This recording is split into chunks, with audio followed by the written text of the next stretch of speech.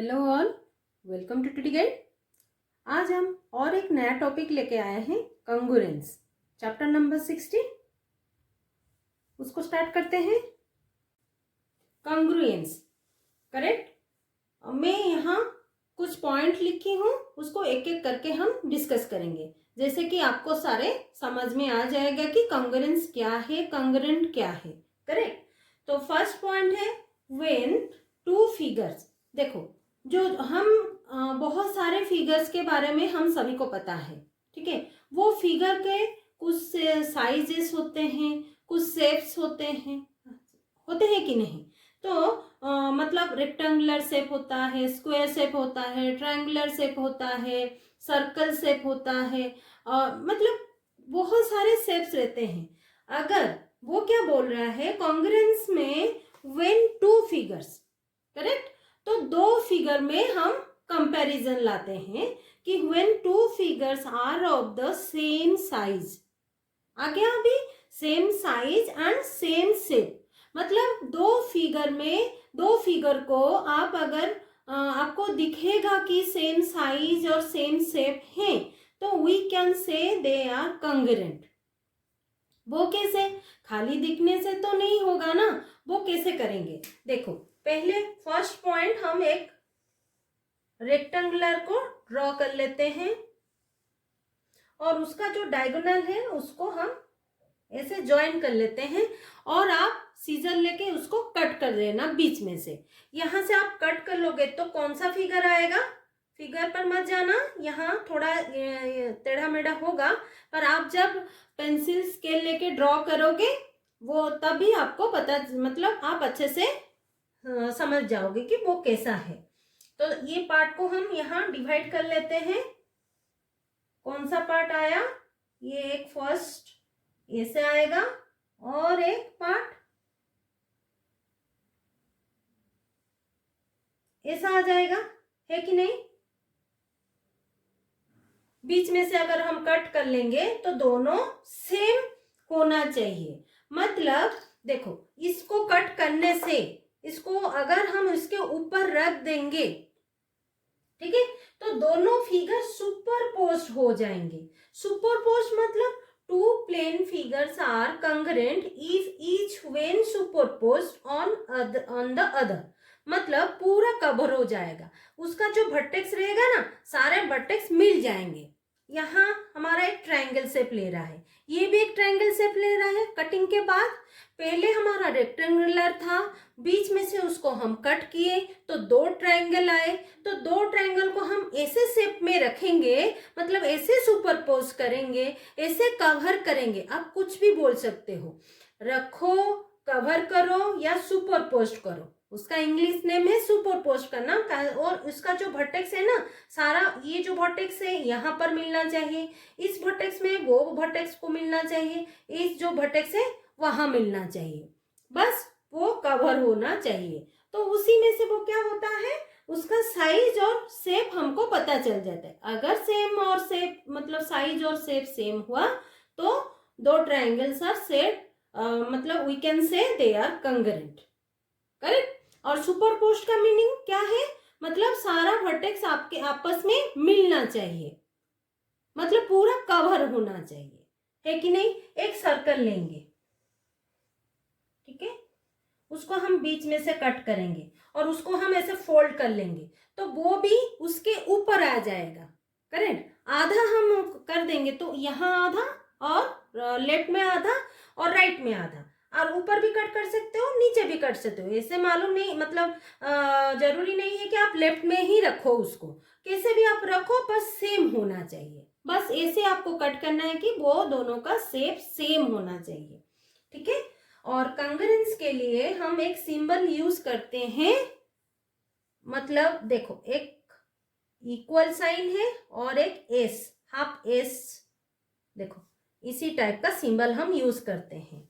If F1 figure and F1 एक figure है और F2 और एक फिगर है, तो F1 and F2 are said to be congruence. कब कंग्रुएंस पता चलेगा?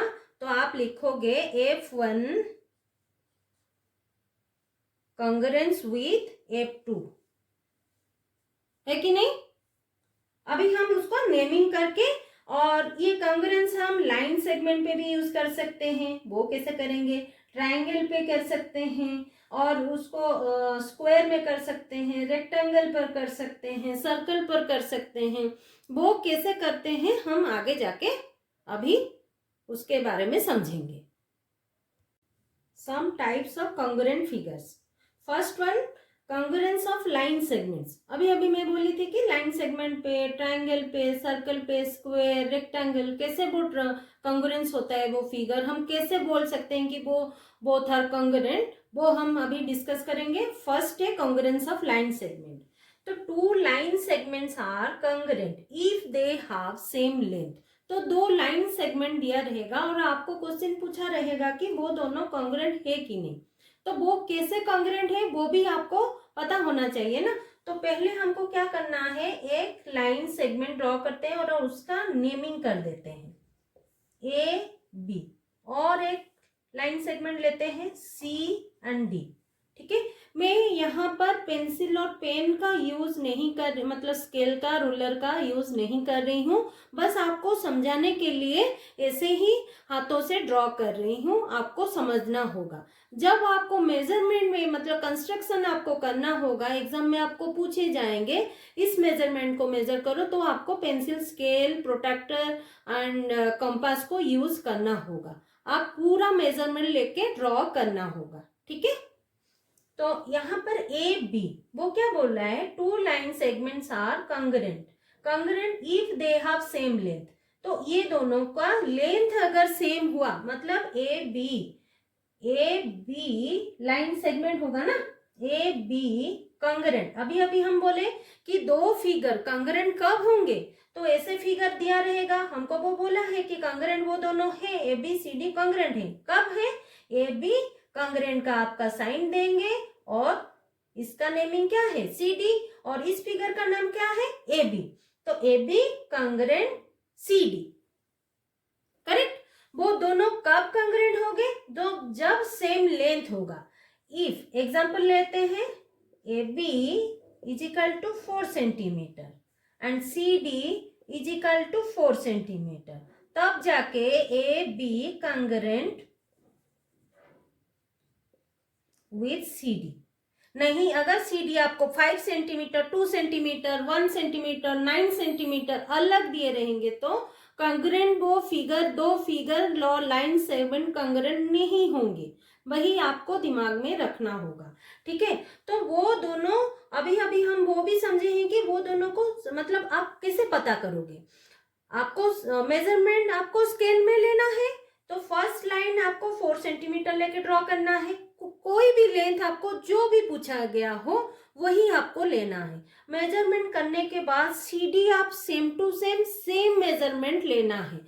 जैसे कि ए पॉइंट में सी मैच होना चाहिए, पी पॉइंट में डी मैच होना चाहिए, बस उतना ही। तो वो दोनों का लेंथ हमारा सेम हो जाएगा। अगर हमारा लेंथ सेम नहीं होगा तो आइदर वो छोटा रहेगा, नहीं तो वो बड़ा हो जाएगा, उतना ही तो होगा ना, पर वो कॉन्ग्रुएंट नहीं बोला जाएगा। इक्वल रहेंगे, सेम लेंथ रहेंगे तो जाके कॉन्ग्रुएंट बोला जाएगा। ठीक है, next, congruence of two angles. दो एंगल कब कॉन्ग्रुएंट होंगे, if they have same major.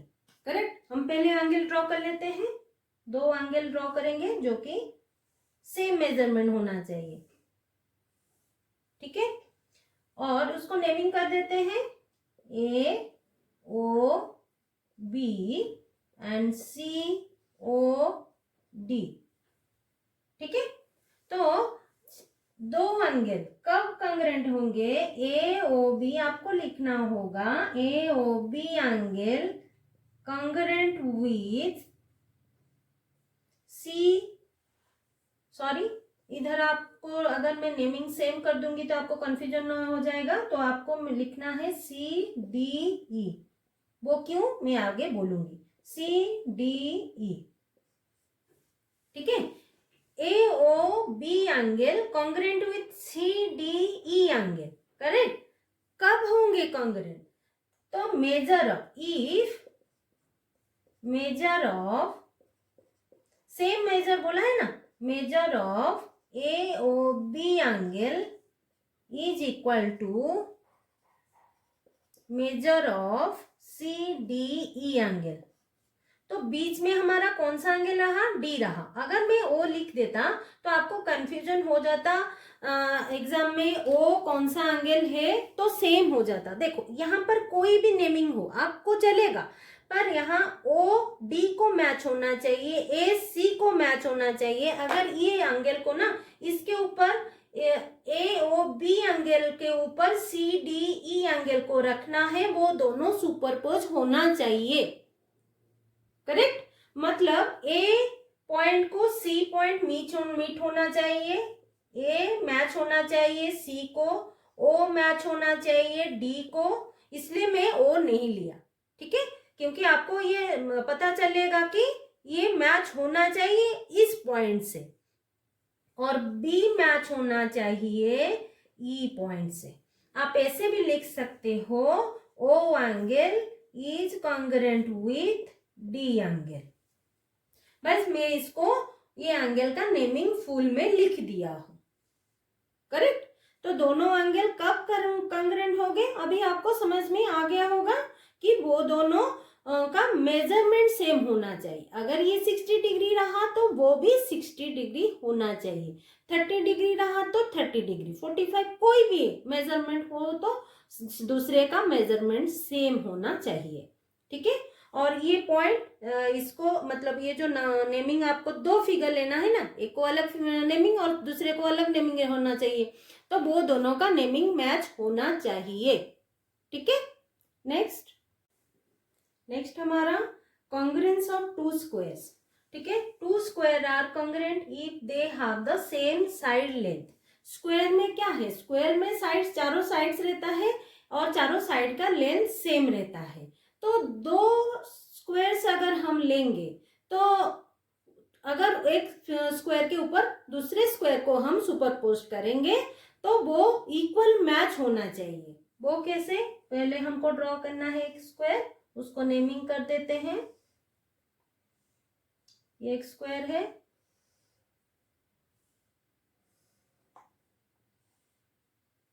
ABCD। ये क्या है, EFGH। सॉरी, मैं यहां लिख देता हूं CD। अगर आपको ये ऐसे जाना है एंटी क्लॉकवाइज, आप ऐसे जाओगे ABCDEFGH। अगर आपको ऐसे जाना है ADCB, ऐसे करके कंग्रुएंस में ऐसे मेजरमेंट होता है। वो कैसे, वो भी आपको आगे जाके पता चल जाएगा। करेक्ट, तो हमको क्या लिखना है, square ABCD congruent with square EFGH। हम ऐसे जा रहे हैं, ठीक है, ऐसे जा रहे हैं। हाँ, ये स्क्वायर EFGH कब होगा, इफ दोनों को सुपरपोज होगा ना, तो DC, यहां पर मैं ये मेजरमेंट ले रही हूं, आप अगर ऊपर का लोगे तो ऊपर का ले सकते हो। DC is equal to HG, अगर अदरवाइज GH। ठीक है, दोनों का मेजरमेंट होना चाहिए। A पॉइंट को क्या मीट करेगा, मतलब मैच कौन सा पॉइंट करेगा, E मैच करना चाहिए। B पॉइंट को F मैच करना चाहिए। C पॉइंट को G मैच करना चाहिए और D पॉइंट को H पॉइंट मैच करना चाहिए। ठीक है, जो कार्बन कॉपी बोलते हैं ना, वही सेम टू सेम होना चाहिए। कार्बन कॉपी, आप वही याद रखो, कार्बन कॉपी है मतलब सारा इसका लेंथ अगर 4 दिया गया है तो उसका भी 4 ही होगा, ऊपर नीचे कुछ भी नहीं होना चाहिए। अगर हुआ तो वो कॉन्ग्रुएंट नहीं है। बस, next congruence of to rectangles. ठीक है, अभी कॉन्ग्रुएंस ऑफ टू स्क्वायर में हम क्या सेम लिए थे, सेम लेंथ वे हम डिस्कस किए थे, क्योंकि स्क्वायर में हमारा लेंथ ही होता है और चारों लेंथ सेम रहता है, इसीलिए हम खाली लेंथ पे डिस्कस किए। और रेक्टेंगल में लेंथ रहता है एंड ब्रेथ रहता है, ठीक है, और वो दोनों सेम होना चाहिए। मतलब सेम लेंथ इधर फर्स्ट फिगर में अगर सेम लेंथ एंड ब्रेथ होना चाहिए, same to same breadth and same length हमारा सेकंड फिगर में भी होना चाहिए। करेक्ट। पहले हमको क्या करना है, एक रेक्टेंगल ड्रॉ कर लेते हैं।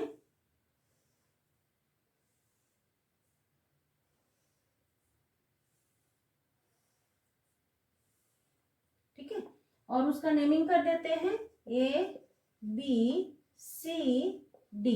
ABCD हम ऐसे नीचे से ऊपर को जाएंगे, जैसे कि ये देखो EFGH। करेक्ट। हम रेक्टेंगल HGFE लिख सकते हैं, ठीक है, पर कॉन्ग्रुएंट में हमको कैसे लिखना है, रेक्टेंगल ABCD अगर ऐसे जा रहे तो ऐसे ही जाना है, ऐसे ही लिखना भी है। रेक्टेंगल EFGH कब वो कॉन्ग्रुएंट होंगे, if AB is equal to EF, AB is equal to EF। अगर फर्स्ट फिगर के ऊपर हम सेकंड फिगर को सुपरपोज करेंगे, वो सारे पॉइंट उसमें मैच होना चाहिए। मतलब A पॉइंट में E मैच होना चाहिए, B पॉइंट में F मैच होना चाहिए, C पॉइंट में G मैच होना चाहिए, D पॉइंट में H मैच होना चाहिए। तो AB हो गया हमारा लेंथ, तो ब्रेथ हमारा कौन सा लेंगे, ब्रेथ हमारा AD ले लेंगे। अगर AD लेंगे तो EH ही लेंगे, ठीक है। BC लेंगे तो FG लेंगे, क्योंकि हम यहाँ लिखे हैं B पॉइंट हमारा F को मैच करेगा, है कि नहीं, इसीलिए। तो AD लेंगे इक्वल टू, ये लेंथ है और ये ब्रेथ है, ये लेंथ और ये ब्रेथ है, ये भी लेंथ और ये ब्रेथ सेकेंड रेक्टेंगल का। AD इज इक्वल टू क्या लेंगे, EH लेंगे। करेक्ट। अगर हुआ मैच हुआ तो वो दो रेक्टेंगल हमारा कॉन्ग्रुएंट बोला जाएगा। अभी आ गया समझ में, ठीक है। Next, congruence of two circles. Circles में हम क्या देखेंगे, रेडियस। तो two circles are congruent if they have same radius. तो फर्स्ट एक ड्रॉ करेंगे, तो यहाँ पर यही जो रेडियस है वो अगर इस सर्कल का रेडियस में मैच करेगा, उसका लेंथ सेम होगा, तो वो दोनों कॉन्ग्रुएंट बोला जाएगा, ठीक है। तो लिखेंगे कैसे, circle C1 congruent with circle, naming कर देते हैं C1 C2। ये हमारा C1 है, ये C2 है, तो आपके लिए इजी हो जाएगा। Circle C1 congruent circle C2, ये कॉन्ग्रुएंट का साइन है कब, if R1 is equal to R2। R1 दे देंगे, R2 दे देंगे, है कि नहीं। तो रेडियस ऑफ C1 आप ऐसे भी लिख सकते हो, ऐसे radius of C1 is equal to radius of C2, ऐसे भी लिख सकते हो। R1 is equal to R2 हो गया तो वो भी कॉन्ग्रुएंट है। Otherwise radius of C1 is equal to R1 ही है, radius of C2 is equal to R2 ही है। आप जैसे भी लिखना है लिख सकते हो, पर वो रेडियस सेम होना चाहिए, तो वो दोनों कॉन्ग्रुएंट हो जाएगा, ठीक है। आज के लिए इतना ही। नेक्स्ट वीडियो में हम कॉन्ग्रुएंस ऑफ ट्राइंगल कवर करेंगे। अगर ये वीडियो आपको अच्छा लगा है तो लाइक शेयर सब्सक्राइब कर दीजिएगा। कुछ डाउट है तो कमेंट बॉक्स में जरूर कमेंट कर दीजिएगा। Thanks for watching.